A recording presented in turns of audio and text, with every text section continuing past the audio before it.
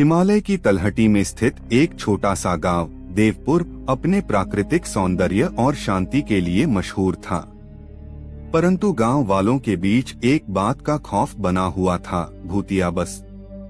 इस बस के बारे में कहा जाता था कि यह बस एक बार जब चलती है तो उसके यात्री कभी वापस नहीं लौटते। गांव वालों के अनुसार यह बस हर अमावस्या की रात अपने आखिरी सफर पर निकलती थी और इस बस के अंदर जाने वाले लोग कभी नहीं लौट पाते थे। रघु एक युवा पत्रकार जिसने अपने करियर में कई रहस्यमयी कहानियों का पर्दाफाश किया था, इस भूतिया बस की कहानी सुनकर अत्यंत उत्सुक हो गया। उसने तय किया कि वह इस बस के रहस्य को सुलझा कर रहेगा। देवपुर गांव के लोग सदियों से इस बस के खौफ में जी रहे थे। किसी ने कभी इस बस को चलते हुए नहीं देखा था, लेकिन सभी जानते थे कि यह बस रात के समय चलती है और यात्रियों को अपने साथ ले जाती है। गांव के बड़े बुजुर्ग कहते थे कि इस बस में बैठने वाले कभी वापस नहीं आते और उनकी आत्माएं इस बस में फंस जाती हैं। रघु ने जब इस कहानी को सुना तो उसने तय किया कि वह खुद इस बस का हिस्सा बनेगा और इसके रहस्य को उजागर करेगा। रघु ने अपने दोस्तों और सहकर्मियों से इस विषय पर चर्चा की, लेकिन किसी ने भी उसे इस खतरनाक कदम उठाने के लिए प्रोत्साहित नहीं किया। उन्होंने उसे इस विचार से दूर रहने की सलाह दी, लेकिन रघु अपने इरादे पर अडिग था। उसने अपनी जरूरत की सभी चीजें एक बैग में भर ली, टॉर्च, नोटबुक, कैमरा और कुछ खाने पीने की वस्तुएं। उसने गांव के कुछ बुजुर्गों से मुलाकात की और उनसे इस बस के बारे में विस्तार से जानकारी प्राप्त की। अमावस्या की रात थी। चांदनी की रोशनी ने गांव को और भी रहस्यमय बना दिया था। रघु ने बस स्टॉप की ओर कदम बढ़ाए, जहां पर भूतिया बस खड़ी होती थी। जैसे ही वह बस स्टॉप पर पहुंचा, उसने देखा कि वहां कोई और नहीं था। बस एक पुरानी, धूल से ढकी हुई और जर्जरित हालत में खड़ी थी। उसने हिम्मत जुटाई और उस बस में सवार हो गया। बस के अंदर घुसते ही उसे एक अजीब सी ठंडक महसूस हुई। सीटें धूल से ढकी हुई थीं और हर जगह मकड़ियों के जाले लगे हुए थे। बस के अंदर केवल कुछ ही यात्री बैठे थे जो एक दूसरे को अजीब नजरों से देख रहे थे। रघु ने अपनी नोटबुक निकाली और नोट्स लेना शुरू किया। उसने महसूस किया कि बस धीरे धीरे चलने लगी है। यात्रियों के चेहरों पर भय और अनिश्चितता की झलक थी। बस में सफर करते हुए रघु ने देखा कि यात्रियों के बीच एक वृद्ध महिला बैठी थी। उसने अपनी सफेद साड़ी में लिपटी हुई वृद्ध महिला से बात करने की कोशिश की। महिला ने बताया कि वह कई साल पहले इस बस में सवार हुई थी और तब से वह यहीं फंसी हुई है। उसकी कहानी सुनकर रघु को एहसास हुआ कि इस बस में फंसे सभी यात्री किसी न किसी कारणवश अपनी अधूरी इच्छाओं के साथ यहाँ फंसे हुए हैं। रघु ने धीरे धीरे उन यात्रियों से बात करना शुरू किया और उनकी कहानियों को सुना।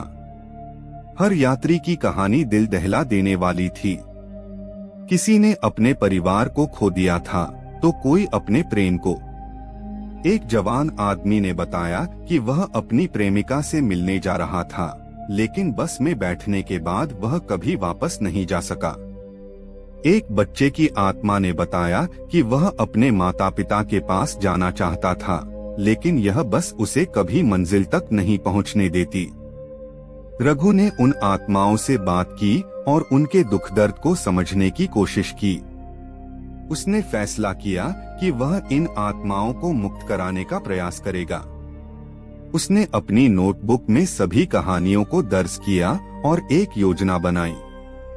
रघु ने सोचा कि अगर वह इन आत्माओं की अधूरी इच्छाओं को पूरा कर सके तो शायद उन्हें मुक्ति मिल जाए। पहली आत्मा उस वृद्ध महिला की थी जिसने अपने बेटे के साथ झगड़ा किया था और उसे छोड़कर चली गई थी। उसकी आत्मा का संताप यही था कि वह अपने बेटे से माफी नहीं मांग पाई। रघु ने महिला के बेटे को ढूंढा और उसे उसकी माँ की आत्मा की कहानी सुनाई। बेटा भावुक हो गया और अपनी माँ को माफ कर दिया।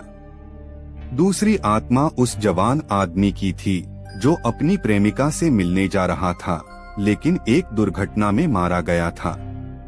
उसकी आत्मा का संताप था कि वह अपनी प्रेमिका को कभी अपने दिल की बात नहीं कह पाया। रघु ने उस आदमी की प्रेमिका से मिलकर उसकी आखिरी बातें बताईं। प्रेमिका ने उस आत्मा को मुक्त कर दिया। तीसरी आत्मा उस छोटे बच्चे की थी जो अपने माता पिता से बिछड़ गया था। उसकी आत्मा का संताप था कि वह कभी अपने माता पिता से नहीं मिल पाया। रघु ने बच्चे के माता पिता को ढूंढा और उन्हें उनके बच्चे की आत्मा की कहानी सुनाई। माता पिता ने अपने बच्चे को प्यार से याद किया और उसकी आत्मा को शांति मिली। जैसे ही रघु ने इन आत्माओं के कार्यों को पूरा किया, उसने महसूस किया कि बस की ठंडक कम हो रही है और एक नई ऊर्जा का संचार हो रहा है। बस अब धीरे धीरे गायब होने लगी और रघु को बाहर का रास्ता दिखने लगा। उसने देखा कि अब बस के सभी यात्री एक एक करके गायब हो रहे थे और उनकी आत्माएं शांति प्राप्त कर रही थीं। रघु ने बाहर निकलते हुए महसूस किया कि उसने एक बड़ा कार्य पूरा किया है। वह वापस अपने गांव लौट आया और भूतिया बस की कहानी को उजागर किया। उसने यह भी सुनिश्चित किया कि अब कोई और इस बस में सवार न हो। रघु ने गांव वालों को इस रहस्य से अवगत कराया और सबको यह सिखाया कि कैसे अपने अपूर्ण कार्यों को पूरा करना जरूरी है। इस प्रकार रघु ने न केवल उन आत्माओं को मुक्ति दिलाई बल्कि खुद को भी एक नई पहचान दी।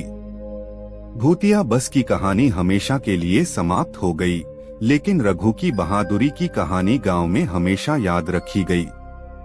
गांव वालों ने उसे एक नायक की तरह सम्मान दिया और उसकी कहानी पीढ़ी दर पीढ़ी सुनाई जाती रही। आशा करते हैं कि आपको यह वीडियो पसंद आई होगी।